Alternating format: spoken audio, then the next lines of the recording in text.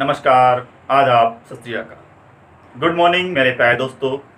स्वागत है आप सभी का हमारे YouTube चैनल ज्ञानांजलि फिजिक्स क्लासेस में। और हम लेकर आए हैं आज क्लास 10th फिजिक्स। टॉपिक है आपका लाइट, जिसके अंदर चर्चा करेंगे हम आज रिफ्लेक्शन ऑफ लाइट, यानी कि प्रकाश का परावर्तन। तो बेटा क्या होता है रिफ्लेक्शन ऑफ लाइट? पिछली क्लास में हमने लाइट के बारे में डिस्कस किया था कि what is light and properties of light. तो आज हम डिस्कस करने जा रहे हैं रिफ्लेक्शन ऑफ लाइट, यानी कि प्रकाश का परावर्तन। रिफ्लेक्शन का वर्ड मतलब क्या है इसे समझेंगे जरा, और फिर आते हैं अपने टॉपिक पर। तो रिफ्लेक्शन का मतलब परावर्तन, मतलब परावर्तन का मतलब पर आवर्तन मतलब लौटना होता है। तो यहां देखेंगे, मान लेते हैं ये एक मिरर है, आपके सामने फिगर में बना रखा है मैंने। ये एक मिरर है और यहां से पॉइंट ए से लाइट फॉल्स ऑन मिरर, मतलब क्या होता है, लाइट रेज है मिरर पर फॉल्स हो रहे हैं और मिरर से क्या हो रहा है, मिरर से बैक हो रहा है। क्या हो रहा है, बैक हो रहा है, यानी लाइट रिफ्लेक्टेड बाय मिरर। तो कह सकते हैं ना कि देखिए क्या देखा आपने, किसी एक पॉइंट से लाइट रेज चली, प्रकाश किरणें चली और मिरर से या किसी सतह से या किसी प्लेन से टकरा कर क्या हुआ, उसी मीडियम में, चूंकि ये मीडियम है एक प्रकार से, जो भी मीडियम होगा, फर्स्ट मीडियम कुछ भी मान सकते हैं। तो किसी एक मीडियम से लाइट रे को किसी सॉलिड रिफ्लेक्टर से या सॉलिड प्लेन से टकरा करके उसी मीडियम में बैक होना क्या कहलाता है, प्रकाश का परावर्तन। आशा करते थोड़ा समझिएगा गौर से, आप लोगों को पढ़ा भी होगा अगर किसी ने। देखिए क्या होता है, प्रकाश जिस माध्यम से होकर गुजरता है उसे प्रकाशिक माध्यम कहते हैं, पिछले हम पढ़ा चुके हैं, गौर कीजिएगा।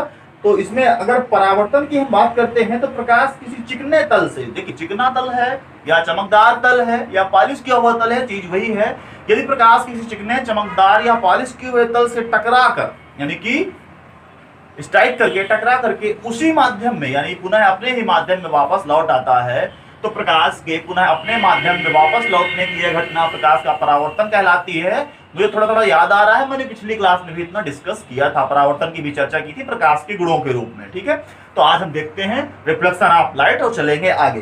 देखिए रिफ्लेक्शन ऑफ लाइट के लिए अगर बच्चे नोट करना चाहें तो नोट कर सकते हैं,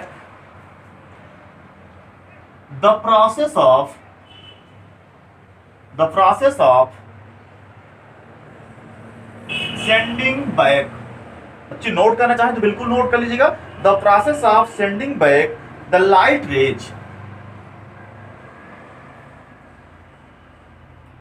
नोट कर जाएगा, राइटिंग समझ में आए सुनते जाइएगा, ठीक है। The process of sending back the light rays which falls on the surface,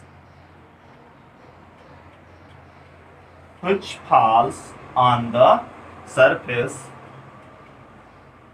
which falls on the surface, figure में भी देखते आइएगा, which falls on the surface of an object,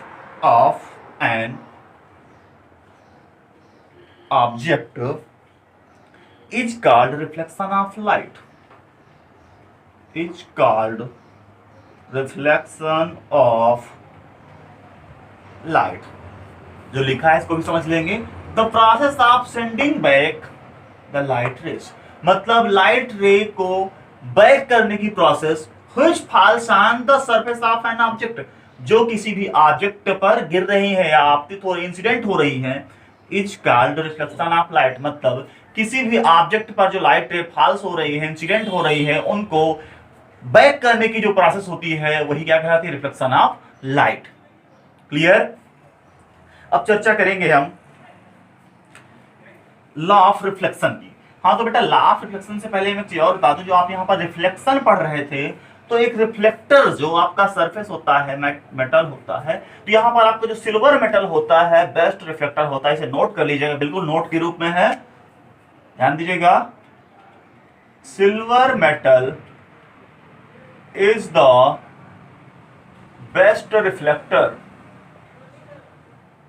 silver metal is the best reflector, ध्यान दीजिएगा, बिल्कुल इसको note कर लीजिएगा। सिल्वर मेटल जो है आपका लाइट का बेस्ट रिफ्लेक्टर है, तो नोट कर लीजिएगा, silver metal is the best reflector of light. ठीक है, तो अब आगे चर्चा करेंगे हम law of reflection of light. ध्यान दीजिएगा, law of reflection of light. अगला जो टॉपिक है हमारा वो क्या है, लॉ ऑफ रिफ्लेक्शन लाइट। भाई अगर लाइट रिफ्लेक्ट हो रही है तो उसका भी कोई एक शेड्यूल होगा, कैसे रिफ्लेक्ट हो रही है, कब रिफ्लेक्ट होगी, किस एंगल पर रिफ्लेक्ट होगी, तो उसका एक शेड्यूल है, तो उसको भी जरा समझेंगे। मान लेते हैं यह एक Z Z dash reflector plane है, ठीक है, जेड जेड डैश एक रिफ्लेक्टर प्लेन है, यहां से कोई लाइट रे इंसिडेंट हो रही है और यह इसके पॉइंट पी पर, ठीक है, पॉइंट पी पर इंसिडेंट हो रही है, ये रिफ्लेक्टेड रे है, मान लेते हैं ये पॉइंट ए है, ठीक है, और यहां से ध्यान दीजिएगा, तो अगर पी पॉइंट पर इंसिडेंट हो रही है तो पी पर हम एक नॉर्मल ड्रा करेंगे, इसे हम कह सकते हैं एम पी, एक नॉर्मल है, और यहां से पी बी, ध्यान दीजिएगा, पी बी रिफ्लेक्टेड रे, ये क्या है, यहां पर लिखता जा रहा हूं मैं, इंसिडेंट रे, ये आपका क्या है, नॉर्मल है, और ये क्या है, रिफ्लेक्टेड रे, ये क्या है आपका, एक प्रकार कह सकते हैं रिफ्लेक्टर है, ठीक है। तो बिल्कुल इसमें समझिएगा, एक चीज गौर किया आपने, ये इंसिडेंट रे, ये रिफ्लेक्टेड रे, नॉर्मल, तीनों कहां पर मिल रहे हैं, एक ही प्लेन पर, एक प्लेन कौन सा है, जेड जेड, रिफ्लेक्टर प्लेन है एक प्रकार का, ठीक है, तो reflector plane Z Z dash है, तो आप देख रहे हैं कि incident ray, reflected ray and normal are on the same plane Z Z dash and meet in the same point P. तो ये पहला जो लॉ ऑफ रिफ्लेक्शन है, मेनली आपके टू लॉ ऑफ रिफ्लेक्शन है, तो पहला लॉ ऑफ रिफ्लेक्शन जो आपका है वो यही है कि इंसिडेंट रे और रिफ्लेक्टेड रे और नॉर्मल तीनों एक ही प्लेन पर एक ही पॉइंट पर मिलते हैं, मतलब कह सकते हैं कि incident ray, normal and reflected ray are on the same plane at the same point. Clear. अब अगर सेकंड पॉइंट की बात करते हैं, यानी कि जो लॉ ऑफ रिफ्लेक्शन नंबर 2 है, वो गौर कीजिएगा यहां पर एक चीज और, ये अगर नॉर्मल है तो इंसिडेंट रे नॉर्मल के साथ कितना एंगल बना रही है, इसको हम मान लेते हैं इंसिडेंस एंगल आई, ठीक है, और ये रिफ्लेक्टेड रे है तो ये भी नॉर्मल के साथ कोई ना कोई एंगल बना रही होगी, तो ये चूंकि आपका रिफ्लेक्टेड एंगल है, इसको हम मान लेते हैं आर। तो जो लॉ ऑफ रिफ्लेक्शन है सेकंड नंबर, वो ये कहता है कि इंसिडेंस एंगल और रिफ्लेक्टेड एंगल बिल्कुल इक्वल होते हैं, बराबर होते हैं, तो मतलब according to law of reflection number 2, angle of incidence is equal to angle of reflector. ध्यान दीजिएगा, दो ही लॉ है इसके, प्रमुख रूप से दो नियम हैं, incident ray, reflected ray and normal are on the same plane at the same point and angle of incidence is equal to angle of reflection. Clear है। तो ये था आपका लॉ ऑफ रिफ्लेक्शन। बेहतर प्रयास किया मैं समझाने का और आप लोगों को आ भी गया होगा। जेड जेड डैश क्या है एक बार फिर देखिएगा, रिफ्लेक्टर प्लेन है, एमपी क्या है एक नॉर्मल है, एपी क्या है इंसिडेंट है, यहां पर लिख भी दिया हुआ है मैंने, और पीबी क्या है रिफ्लेक्टेड। क्लियर है। तो लॉ ऑफ रिफ्लेक्शन में फिगर से क्लियर है, ज्यादा कुछ पढ़ने की जरूरत नहीं है। क्या देखा आपने, incident ray and reflected ray and normal are on the same plane, Z Z dash एक ही प्लेन है, सेम प्लेन, और किस पॉइंट पर, पॉइंट पी है ना, एट द सेम पॉइंट। और क्या देखा आपने, ये एंगल आई और एंगल आर जो है ये क्या है, बिल्कुल इक्वल है, तो angle I equal to angle R, यानी angle of incidence equal to angle of reflection. अब अगर रिफ्लेक्शन की चर्चा करें तो रिफ्लेक्शन भी आपका टू टाइप से होता है, उसको भी पढ़ लेते हैं। आखिर वो टू टाइप से रिफ्लेक्शन क्या होता है। तो जो रिफ्लेक्शन के टाइप्स हैं या टाइप्स ऑफ रिफ्लेक्शन कह सकते हैं, वो आपका टू टाइप से होता है। नंबर 1 है आपका रेगुलर रिफ्लेक्शन। क्या है, रेगुलर रिफ्लेक्शन। अब ये रेगुलर रिफ्लेक्शन क्या होता है उसको भी समझेंगे।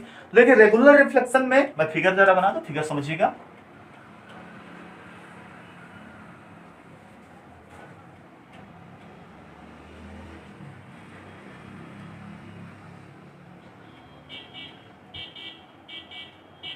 थोड़ा थोड़ा आपको समझ में आ रहा होगा कि मैं क्या बताना चाह रहा हूं। और हाँ, वीडियो को शेयर भी करते जाएं, सेशन को शेयर करें फटाफट एक बार, अपने सभी मित्रों को सेशन को शेयर कर दें। देखिएगा ये आपकी क्या है, इंसिडेंट रे, और ये क्या है आपकी रिफ्लेक्टेड रे। तो इनका एक फिक्स ऑर्डर है, आप देख रहे हैं कि फिक्स डायरेक्शन में जा रही हैं और फिक्स डायरेक्शन में आ रही हैं, यानी एक इनका क्रम है। एक रेगुलर रिफ्लेक्शन की बात करें, यहाँ पर एक क्रम लगा हुआ है आपका, तो यही तो आपका है रेगुलर रिफ्लेक्शन। मतलब कह सकते हैं कि in regular reflection A parallel beam of incident light, यहाँ पर देख रहे हैं ना, इनको मैंने पैरेलल बनाया, मतलब समांतर है ना। A parallel beam of incident light is reflected as a parallel beam in one direction. मतलब क्या देख रहे हैं आप कि जिस प्रकार से parallel beam of light incident हो रही है, उसी प्रकार से पैरेलल बीम ऑफ लाइट किसी एक फिक्स डायरेक्शन में, वन डायरेक्शन में ही रिफ्लेक्टेड हो रही है। क्लियर है ना? मतलब parallel beam of light incident हुई, रिफ्लेक्टर से या प्लेन मिरर से टकराई और रिफ्लेक्ट होकर के किसी एक ही फिक्स डायरेक्शन में अगर जाती हैं, तो ऐसा रिफ्लेक्शन क्या कहलाएगा? Regular reflection. ठीक है, अब एक फिगर मैं और बना रहा हूं, उसको भी समझिएगा, उसको भी जरा समझिएगा।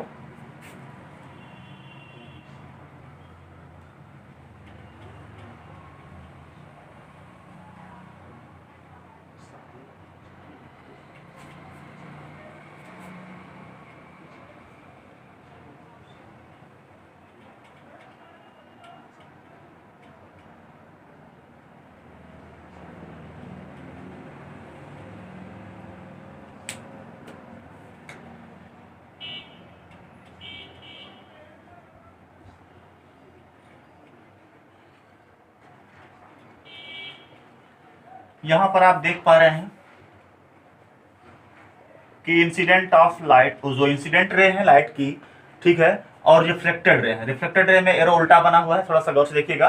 तो इनमें कोई फिक्स आर्डर नहीं है। एक रिफ्लेक्टेड रे आप देख रहे हैं इधर भग रही है, दूसरी इधर भग रही है, तीसरी इधर भग, चौथी इधर भग रही। मतलब जो रिफ्लेक्टेड रे है इनका कोई फिक्स डायरेक्शन नहीं है, और अगर इनका फिक्स कोई डायरेक्शन नहीं है, तो ऐसे रिफ्लेक्शन को हम कहते हैं डिफ्यूज्ड रिफ्लेक्शन। क्या बोलते हैं?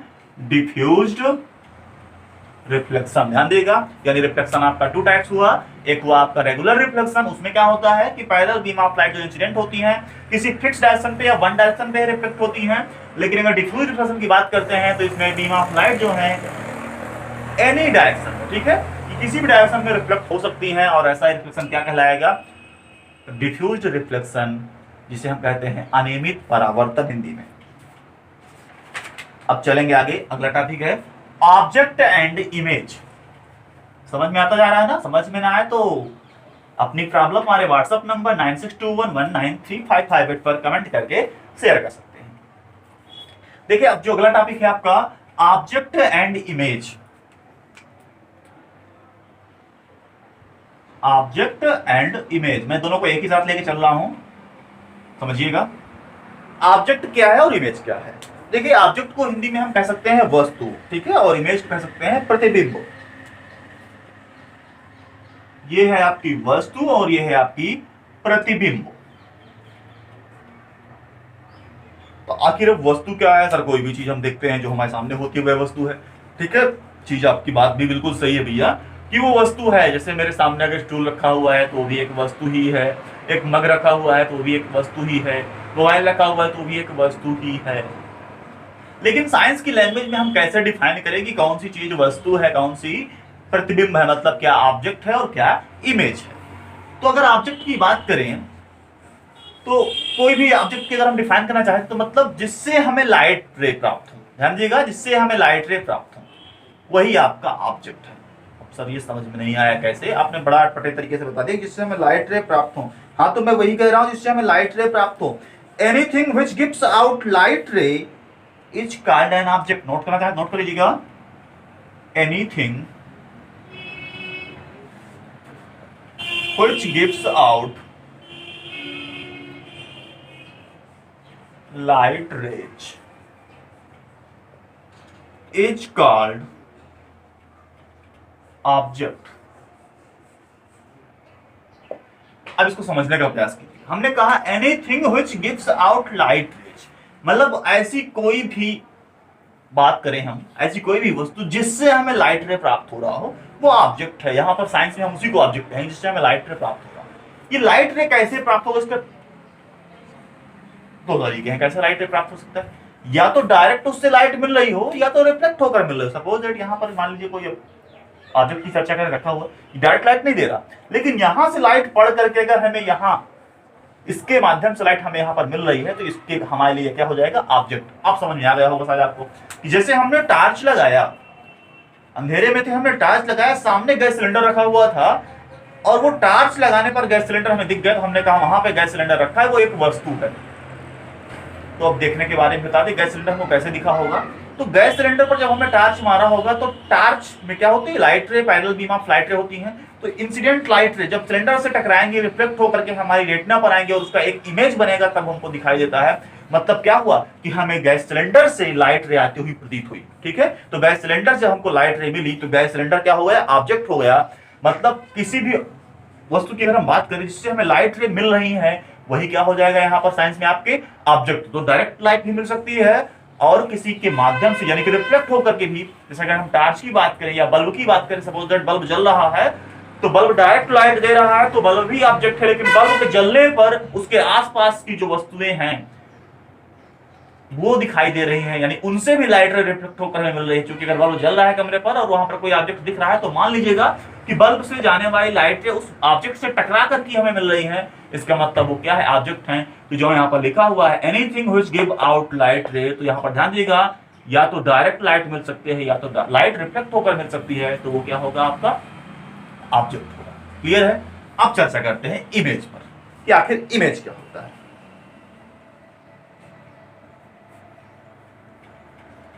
नोट कर लीजिए आपने, इमेज यानी कि जिसे हम कहते हैं प्रतिबिंब। तो प्रतिबिंब है मतलब सीधी सी बात है किसी ऑब्जेक्ट का ही कोई इमेज होगा। ठीक है, किसी ऑब्जेक्ट का ही कोई इमेज होगा। तो इमेज क्या है उसको देखिएगा। मिरर पे अगर कभी आपने गौर किया हो तो मिरर के सामने जब आप खड़े होते हैं तो आपका ही उसमें फोटो दिखता है, वो क्या है, एक प्रकार का आपका प्रतिबिंब है। क्या गौर किया आपने, सुना होगा कि जब हम मिरर के सामने खड़े होते हैं, वो भले ही प्लेन मिरर होता है, तो किसी मिरर के सामने अगर हम खड़े होते हैं तो उसमें हमारा फोटो हमको दिखता है, नहीं हमें अपना ही चेहरा दिखता है, हमें अपना ही बिंब दिखता है, एक रूप दिखता है, उसे हम प्रतिबिंब कहते हैं। क्यों प्रतिबिंब कहते हैं, क्योंकि हम तो सामने खड़े हैं। ठीक है, और हम सामने खड़े हैं, उसी का उल्टा बिंब हमको, रूप हमको दिख रहा है, तो वो क्या कहलाता है, प्रतिबिंब कहलाता है। मतलब क्या है, image is an optical appearance. क्या है, image is an optical appearance produced when light ray coming from an object are reflected from a mirror। ध्यान दीजिएगा, मतलब अगर यहां पर कोई ऑब्जेक्ट रखा हुआ है, चलिए मान लेते हैं ये ऑब्जेक्ट रखा हुआ है ए बी, और यहां से लाइट रे चल रही है, सामने कोई मिरर रखा हुआ है, मान लेते हैं कोई मिरर रखा हुआ है, तो मिरर से चलने के बाद रिफ्लेक्ट होकर जहां पर क्या करती है, मीट होती है कई सारी लाइट रे। एक लाइट रे ऐसे चल रही थी, सपोज ऐसे चल रही थी यहाँ पर, तो यहाँ पर दोनों लाइट रे मीट कर गई ना, तो रिफ्लेक्टेड रे जहां पर मीट करती है वो उसका क्या होता है, इमेज होता है। ध्यान दीजिएगा, मतलब किसी ऑब्जेक्ट से चलने वाली प्रकाश किरणें यानी लाइट रेज किसी मिरर से रिफ्लेक्ट होकर के जिस पॉइंट पर मिलती हैं, ठीक है, जिस पॉइंट पर मिलती हैं उसे हम क्या कहते हैं, इमेज कहते हैं। समझ में आ रहा है ना, यानी किसी ऑब्जेक्ट से चलने वाली प्रकाश किरणें यानी incident light ray after reflection क्या होता है, जब मिरर से रिफ्लेक्ट होती हैं तो जहां पर मिल जाती है वही की पॉइंट क्या कहलाता है, उस ऑब्जेक्ट का इमेज कहलाता है। क्लियर, प्रॉपर तरीके से आपको समझ में आ गया होगा। ये था आपका इमेज। अब यहां पर इमेज पर दो कंडीशन आ जाती है। ध्यान दीजिएगा, इमेज यानी प्रतिबिंब पर दो कंडीशन आ सकती है। एक कंडीशन तो आपकी हो सकती है रियल इमेज और दूसरी हो सकती है वर्चुअल इमेज। ये क्या होता है सर, रियल इमेज मतलब जिसे हम कहते हैं वास्तविक प्रतिबिंब, और ये जो वर्चुअल इमेज इसे हम कह सकते हैं आभासी प्रतिबिंब। क्लियर, ये आपका आभासी मतलब प्रतिबिंब ये आपके दो प्रकार के हो गए। तो virtual image and real image. अब ये कैसे, हमने इमेज में पढ़ा है कि अगर किसी ऑब्जेक्ट से चलने वाली प्रकाश किरण यानी लाइट रे आफ्टर रिफ्लेक्शन किसी पॉइंट पर मिलती है तो उसे हम कहते हैं कि वहां पर इमेज बन रहा है। तो कंडीशन ये है कि मिल भी सकती है और मिलती हुई प्रतीत भी हो सकती है। मतलब क्या है कि अगर किसी ऑब्जेक्ट से चलने वाली प्रकाश किरण light ray after reflection real में मिल रही है, क्या होता है, आफ्टर रिफ्लेक्शन रियल में मिल रही है तो उसे हम कहेंगे रियल इमेज। लेकिन अगर हम कहें कि आफ्टर रिफ्लेक्शन मिलती हुई प्रतीत हो रही, मतलब अपीयर टू बी मीट, ऐसी कंडीशन अगर आती है तो वहां पर हम क्या कहेंगे, वर्चुअल इमेज। समझ में आ रहा है? मतलब अगर ऑब्जेक्ट चलने वाली प्रकाश किरणें आफ्टर रिफ्लेक्शन रियल में मिल रही है किसी पॉइंट पर, तो वहां पर बनने वाले इमेज को हम क्या कहेंगे, रियल इमेज कहेंगे। और अगर किसी ऑब्जेक्ट से चलने वाली लाइट रे आफ्टर रिफ्लेक्शन मतलब मिलती हुई प्रतीत हो रही है, अपीयर्स टू बी मीट कह सकते हैं, तो उस कंडीशन पर हम कह सकते हैं कि वह आपका जो इमेज होगा वर्चुअल इमेज। एक कंडीशन और है, अगर कोई पूछे कि पहचान क्या है भैया, तो इसकी भैया पहचान क्या है रियल इमेज की, जो रियल इमेज होगा उसे आप स्क्रीन पर ले सकते हैं। मतलब the image which can be obtained on A screen is called real image. ठीक है, तो इसको नोट के रूप में लिख सकते हैं, the image which can be obtained on screen. ठीक है, the image which can be obtained on screen is known as या इज कॉल्ड रियल इमेज। ध्यान दीजिएगा, जो रियल इमेज होगा वो आपका स्क्रीन पर प्राप्त किया सकता है, लेकिन अगर यही वर्चुअल इमेज की बात करें तो वर्चुअल इमेज को हम स्क्रीन पर प्राप्त नहीं कर सकते हैं। तो मतलब ये लिख सकते हैं वर्चुअल इमेज में, the image which can not be obtained on screen is called virtual image. और डिटेल में अगर समझना चाहे वर्चुअल इमेज को, तो हमने भी बताया है, जैसे बिल्कुल वही कंडीशन है, virtual image is form when light ray coming from an object only appear to be meet। यही वर्ड मैं बार बार रिपीट कर रहा था, क्या है, a virtual image is formed when light ray coming from an object only appear to be meet। मतलब किसी भी ऑब्जेक्ट से आने वाली प्रकाश किरणें, क्या लिखा है, when light ray coming from an object, बिल्कुल नोट कीजिएगा, when light ray coming from an object only appear to be meet is known as virtual image. ठीक है, तो अगर किसी भी ऑब्जेक्ट से जो प्रकाश किरणें आ रही हैं वो केवल मिलती हुई प्रतीत होती हैं, जबकि रियल में नहीं मिलती हैं, तो ऐसे प्रतिबिंब को यानी ऐसे इमेज को हम क्या बोलते हैं, वर्चुअल इमेज। क्लियर?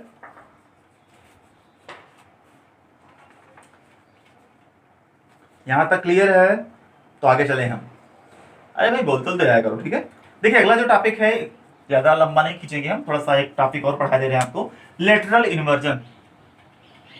बड़ा प्यारा टॉपिक है, समझिएगा, बिल्कुल छोटा सा है। वैसे भी आज का जो भी टॉपिक है आपका सिर्फ समझने लायक है, थोड़ा समझ लीजिए, बिल्कुल याद करने की वैसे भी कोई जरूरत नहीं पड़ती है हमारे पढ़ाने पे। तो क्या है आपका लेटरल इन्वर्जन। लेटरल इन्वर्जन क्या है बेटा, बताएंगे कोई? अच्छा चलिए, इसको पढ़ाने से पहले थोड़ा सा हम आपको समझा देते हैं, कुछ डेली इवेंट्स भी होते हैं उनको भी सुन लीजिएगा। आपने अगर देखा हो कभी मिरर पर, जैसे ही आप मिरर के पास खड़े होते हैं, तो यदि आप अपने यानी कि खुद पर बाएं गाल पे एक थप्पड़ लगाते हैं, इसे लगाते हैं बाएं गाल पे, तो जो आप मिरर पर आप यानी कि इमेज होता है उसके दाएं गाल पे थप्पड़ लगता है। देखा आपने? यही उल्टा है, और यही उल्टा होने की जो प्रोसेस होती है वही आपका क्या कहलाता है, लेटरल इन्वर्जन। गौर कीजिएगा, आप अगर मिरर के सामने खड़े होते हैं तो अगर अपना आप बायां हाथ ऊपर करते हैं ऐसे, तो उस मिरर के अंदर जो ऑब्जेक्ट सॉरी इमेज बनती है उसका दायां हाथ होता है।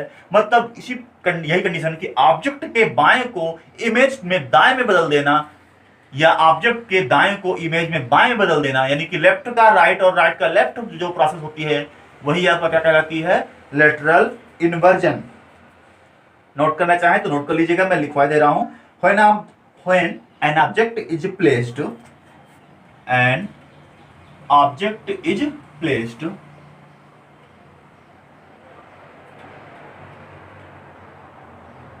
कहां रखा जाएगा भैया, अरे मिरर के सामने ही तो रखा जाएगा ना। when an object is placed in front of a plane mirror, in front of a plane mirror,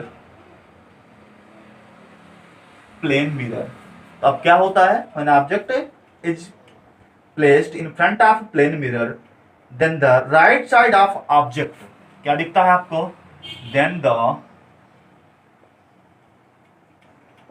right side of the object, क्या भी बताया हमने, आगे नोट करिए, then the right side of object appears to become the left side।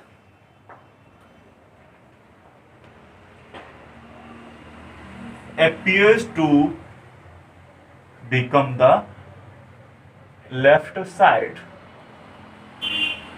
मतलब क्या देखा आपने कि अगर ऑब्जेक्ट को हम किसी मिरर के सामने रखते हैं, प्लेन मिरर के, तो उस ऑब्जेक्ट का राइट साइड जो है इमेज के लेफ्ट साइड में अपीयर होता है। और यही जो प्रोसेस होती है ना, वो क्या कहलाती है? Lateral inversion. ठीक है, क्या कहलाती है? Lateral inversion. लिख सकते हैं आप इसी को आगे, दिस चेंज ऑफ साइड, कि साइड चेंज हो रहा है ना, तो लिख सकते हैं this change of side, side change हो रही है आपकी, this change of side of an object. किसकी चेंज हो रही है? ऑब्जेक्ट की ना। This change of side of an object is called lateral inversion. बेटा ध्यान दीजिएगा, ऐसा नहीं है कि आप कहते हैं सर केवल राइट साइड का लेफ्ट साइड में जो चेंज होता है इसी को हम लेटरल इन्वर्जन कहते हैं। ऐसा कुछ नहीं है, लेफ्ट का राइट में भी होता है। मैंने थोड़ा सा शार्ट कर दिया है, यहाँ पर जो लिखाया मैंने कि an object is placed in front of a plane mirror, then the right side of the object appears to be the left side and the left side of an object is appears to be right side. This change of side of an object is called lateral inversion. मैंने एक line cross कर दिया है, छोड़ दिया है, चाहे लिख भी सकते हैं, नहीं तो समझ लीजिएगा। कंडीशन वही है कि मतलब मिरर के सामने जब आप खड़े होते हैं तो मिरर के सामने जो ऑब्जेक्ट होता है उसका लेफ्ट साइड मिरर के अंदर जो इमेज बनती है उसके राइट साइड में चेंज होता है, और मिरर के सामने रखे ऑब्जेक्ट के राइट साइड का इमेज में लेफ्ट में चेंज हो जाता है। ये जो चेंज ऑफ डायरेक्शन होता है, चेंज ऑफ साइड होता है, इसी को हम क्या बोल देते हैं? Lateral inversion. तो आज के लिए हम यही कर सकते हैं, और बिल्कुल क्लियर करके पढ़िएगा, कॉन्सेप्ट वाइज समझिएगा। अगर कहीं प्रॉब्लम समझ में आए ना तो वीडियो को पॉज करके ध्यान दीजिएगा, एक बार वीडियो को रिपीट कर लीजिएगा। और जो स्टूडेंट आज हमसे नए जुड़ रहे हैं वो जज करने के बजाय समझते हुए पढ़ेंगे, और चैनल को सब्सक्राइब जरूर कर लेंगे ताकि उनको अगले वीडियो मिलते रहें। और वीडियो अगर पसंद आए ना तो लाइक का बटन जरूर दबाएं।